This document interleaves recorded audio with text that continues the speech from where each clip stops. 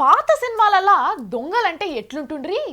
డబ్బాలు డబ్బాల అంగేసుకొని, మెడకు ఒక దస్తి కట్టుకొని, చెంపకు ఒక పులిపిరి పెట్టుకొని ఎంత మందిలున్నా కొట్టొచ్చినట్టు కనిపిస్తుండ్రి.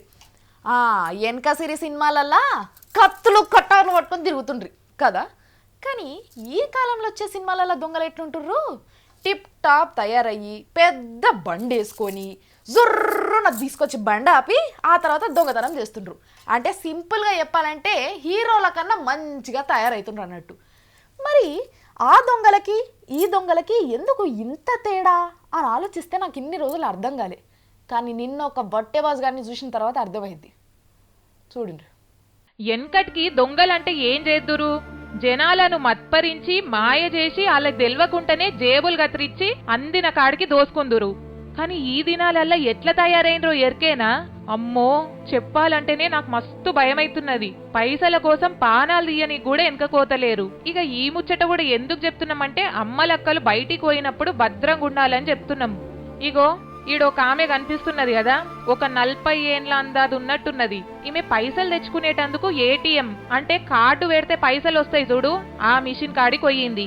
ఆమె లోపటికి పోంగా ఏడికెళ్ళి చూసిండో ఏమో గాని ఈ దొంగోడు కూడా ఆమె వెనుకనే లోపటికి జరుగుతున్నాడు చూడు. అయ్యో, తలుపు కిందికి గుంజిండు. ఇక ఇంత పెద్ద చాకు గన్ను తీసి ఆమెను బెదిరిస్తున్నాడు చూడు. పాపం ఆమె భయపడి ఉన్న కాడికి పైసలు వానికి ఇచ్చేసినట్టున్నది. ఈ గిడిసేయరా, పైసలు ఇచ్చింది కదా, ఇంకేం కావాలే? నీ పీన్గెల్లా నీ నోట్ల మన్ను అయ్యా. అయ్యో, ఆమె అటు ఇటు తనలాడి బయటికి ఉరుకొద్దామని చూస్తున్నది పాపం. ఓర్ లత్కోర్గా, చాకు తీస్తావేంద్రా? అరేరే, కత్తితోని ఇష్టం వచ్చినట్టు ఓడుస్తున్నాడు చూడు పాపం. ఆమె మొత్తం పైసలు ఇచ్చేసినాక నన్ను ఇచ్చేస్తే అయిపోవు కదా, నీ కాలు చేతులు పడిపోను. అగో పొడిసిందే గాక బ్యాగు గుంజుకొని మళ్ళా తలుపుని కిందికి గుంజి వెళ్ళిపోతున్నాడు చూడు. మరి లోపట ఆమె ఏం కావాలరా బద్మాష్గా? గింత పాపిస్టోళ్ళు ఉంటారమ్మా ఎన్నన్నా? ఇదంతా అయ్యింది మన తాన కాదు, మన పక్క పొంటుండే బెంగుళూరు అనే జాగల. ఇగో ఆడోళ్ళనే కాదు, అందరికి చెప్తున్నాం. ఇసుంటి బద్మాష్గాళ్ళు ఏడ పడితే ఆడ మోపైతున్నారు. పైసల కోసం ఏం చెయ్యని కన్నా వెనక కోతలేరు. అందుకే అందరు జరి ఈ మాటలు యాదుంచుకొని భద్రంగా ఉండుర్రి.